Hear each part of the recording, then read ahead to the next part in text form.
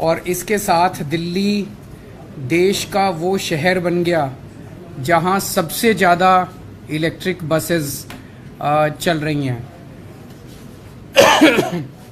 जैसा मैंने बताया, इसके पहले 400 बसेस चल रही थी, 400 और आज आ गई तो 800 बसेस हो गई हैं।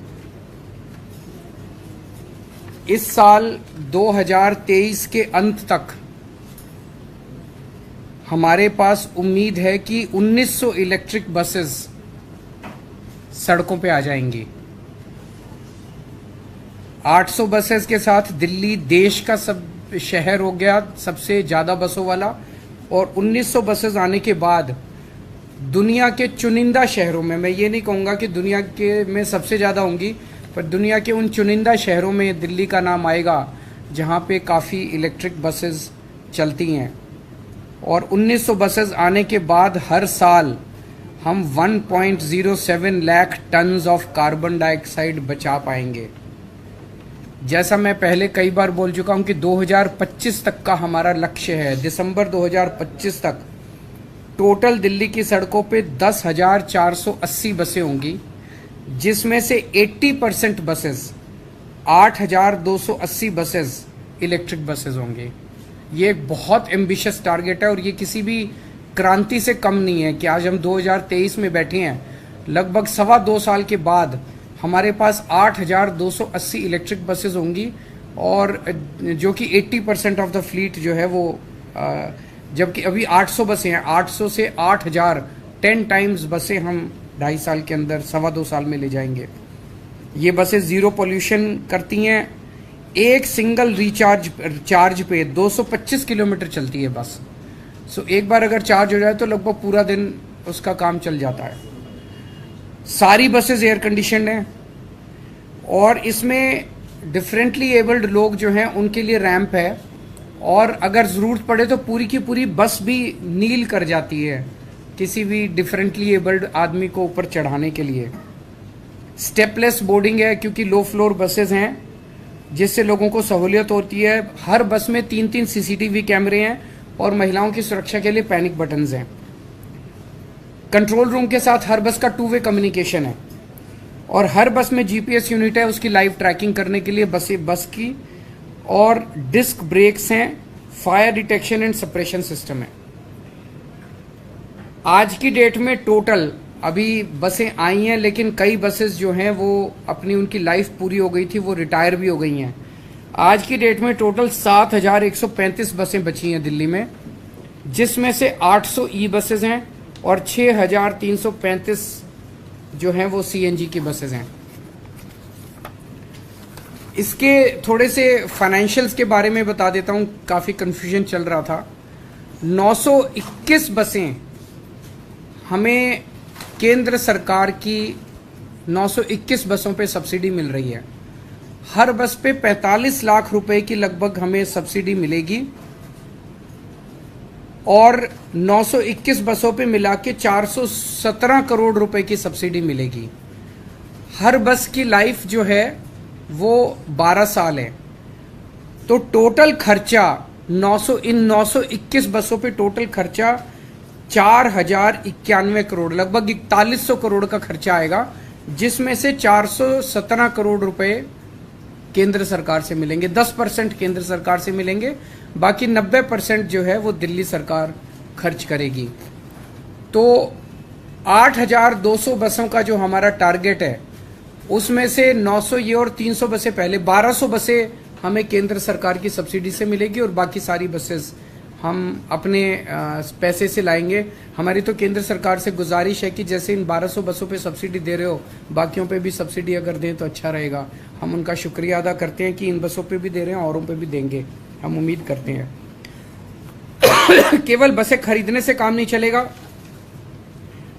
इसके लिए पूरा इंफ्रास्ट्रक्चर तैयार करना पड़ता है, क्योंकि अलग किस्म के बस डिपो बनते हैं जहाँ पे रिचार्जिंग होती है।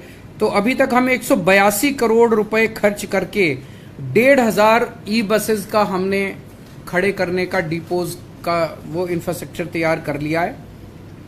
ये जो आज 400 ई बसेस आई हैं, ये टाटा मोटर्स की हैं, और ये मायापुरी, नेहरू प्लेस, रोहिणी 1, रोहिणी 2 और बंदा बहादुर मार्ग डिपो से चलेंगी। इसके अलावा 3,980 बसेस जिनमें जीरो सब्सिडी है, उसका भी ऑलरेडी कॉन्ट्रैक्ट अवार्ड हो चुका है और वो भी जल्दी आना चालू हो जाएंगी।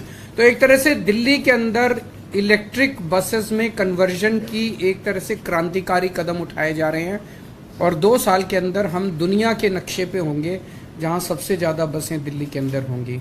अगर इस पे आपके कोई प्रश्न है तो। सर, आपने कहा कि अभी केंद्र सरकार ने 10% जो है बीजेपी का कहना है कि ज़्यादातर केंद्र सरकार दे रही है और आप लोग इसका श्रेय ले रहे हैं। सारा श्रेय उन्हीं को और सारी मेहनत हमारी, सारा, मैं तो हमेशा ही कहता हूँ सारा श्रेय उन्हीं का। सर, एक और इम्पोर्टेंट सवाल है, इंडिया और भारत को लेकर ये कहा जा रहा है कि जो स्पेशल सेशन है उसमें प्रस्ताव लाया जाएगा, इंडिया का नाम बदलकर भारत किया जाएगा और कुछ निमंत्रण भी राष्ट्रपति की तरफ से आज में इस पूरे मामले को सर आप कैसे देख रहे हैं, क्योंकि तरह तरह की चर्चा हो रही है सेशन में रिपब्लिक ऑफ इंडिया की जगह भारत लिखा जाए। देखिए, मेरे को पास कोई आधिकारिक सूचना नहीं है इस बारे में कि ऐसा वो करने जा रहे हैं, लेकिन जैसा आप लोग बता रहे हैं ऐसी उड़ती उड़ती हवा सुनी है। ऐसा क्यों किया जा रहा है? ऐसा कहा जा रहा है, इसलिए किया जा रहा है क्योंकि इंडिया नाम का कई सारी पार्टियों का एक अलायंस बना है जिसका नाम इंडिया है। तो अगर किसी पार्टियों का अलायंस इंडिया बन जाता है तो वो देश का नाम बदल देंगे। देश तो 140 करोड़ लोगों का है, किसी एक पार्टी का देश थोड़ी है। कल मान लीजिए इस इंडिया अलायंस ने अपना नाम बदल के भारत रख लिया, तो फिर भारत भी बदल देंगे। फिर क्या भारत का नाम बीजेपी रखेंगे या भारत का नाम फिर क्या रखेंगे? मान लो इंडिया अलायंस ने कल एक मीटिंग करके अपना नाम इंडिया से बदल के भारत रख लिया, तो क्या ये फिर भारत का नाम भारत बदल देंगे? ये क्या मजाक है? देश है भाई, देश इतने हजारों साल पुराना भारत देश है, इतनी बड़ी पुरानी संस्कृति है, इतना पुराना हमारा देश है, उसका नाम इसलिए केवल बदल के रखा जा रहा है क्योंकि इंडिया अलायंस बन गया और बीजेपी को ये लग रहा है कि थोड़े बहुत 4 वोट इनके कम हो जाएंगे इंडिया अलायंस बनने से, तो वोट कम हो जाएंगे इसलिए भारत का नाम बदल दो। ये तो देश के साथ गद्दारी है। मतलब पार्लियामेंट पैनिक बटन मतलब दब चुका है। ऐसा लगता है कि जो असर पैदा हुआ है, देखिए इंडिया अलायंस का के लिए जो इनका रिस्पॉन्स है उससे लगता है कि बहुत ज़्यादा बौखलाए हुए हैं, बहुत ज़्यादा बौखलाए हुए हैं। जिस दिन इंडिया अलायंस आया था उस दिन उन्होंने एक शगुफा छोड़ दिया, 1 नेशन 1 इलेक्शन करेंगे, डाइवर्ट करने के लिए टेंशन। 1 नेशन 1 इलेक्शन कैसे कर सकते हैं? 1 नेशन 1 इलेक्शन से जनता को क्या फ़ायदा है? कि मतलब मैं अगर आपको कहूँ 1 नेशन 1 इलेक्शन करेंगे, कोई फ़ायदा होगा आपको? आपके परिवार को कोई फ़ायदा होगा? बच्चों को कोई फ़ायदा होगा? कोई महंगाई कम हो जाएगी, बेरोजगारी कम हो जाएगी 1 नेशन 1 इलेक्शन का?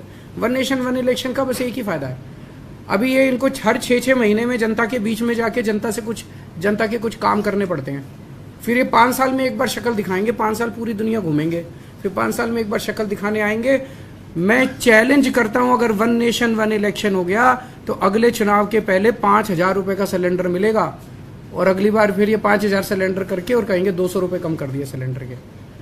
तो ये बेसिकली काम नहीं करना चाहते, 5 साल काम नहीं करना चाहते, 5 साल मटर गश्ती करेंगे और फिर 5 साल में एक बार आके और फिर कहेंगे कि अब कृषि भूमि के रेट जो बढ़ा के सब्सिडी रेट भेजे गए, उसमें एलजी साहब ने कुछ क्वेरीज लगा के भेजी हैं, जो भी उनकी क्वेरीज हैं हम उनका जवाब दे देंगे। सर बसेस का मुद्दे पे क्योंकि हम बात कर रहे थे, एक बहुत महत्वाकांक्षी योजना है मोहल्ला बसेस की, जिसके ऊपर काफी काम चल रहा था, लेकिन अभी जो ये और फेलोज को हटा देने की वजह से जो आपकी योजनाओं पे असर पड़ा है उसमें वो भी शामिल है। तो मैं आज ही इनसे बात कर रहा था, मुझे लगता है हफ्ते 10 दिन के अंदर इसको लॉन्च करेंगे, हम बहुत जल्दी लॉन्च करने जा रहे हैं। सर एक बहस सनातन को लेकर भी जुड़ी हुई है, जिस पर ये कहा जा रहा है कि इंडिया दल के जो लोग हैं वो चुप्पी साध में बीजेपी आरोप लगा रही है, इस पर आपका क्या? मुझे मैं भी सनातन धर्म से हूँ, ये भी सनातन